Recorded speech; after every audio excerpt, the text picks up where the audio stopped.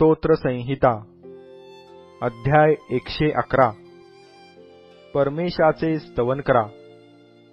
सरळ जनांच्या सभेत व मंडळीत मी अगदी मनापासून परमेश्वराचे उपकार स्मरण करीन। परमेश्वराची कृत्ये थोर आहेत, ज्यास ती आवडतात ते सर्व त्यांचा शोध करीतात। त्याची कृती साक्षात मान व महिमा आहे। त्याचे न्यायीपण सर्व काळ टिकून राहते। आपल्या अद्भुत कृत्यांचे स्मरण राहावे असे त्याने केले आहे। परमेश्वर दयाळू व कनवाळू आहे। त्याने आपले भय धरणाऱ्यास अन्न दिले आहे। तो आपला करार सदा स्मरतो। त्याने आपल्या लोकास राष्ट्रे वतनादाखल देऊन आपल्या कृत्यांचे सामर्थ्य दाखविले आहे। त्याच्या हातची कृत्ये साक्षात सत्य व न्याय आहेत।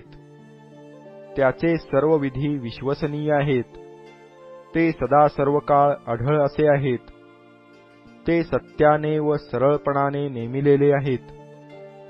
त्याने आपल्या लोकास उद्धारदान पाठवून दिले आहे।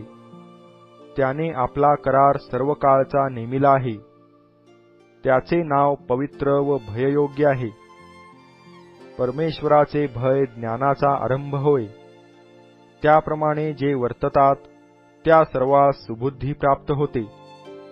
त्याचे स्तवन सर्व काळ चालते।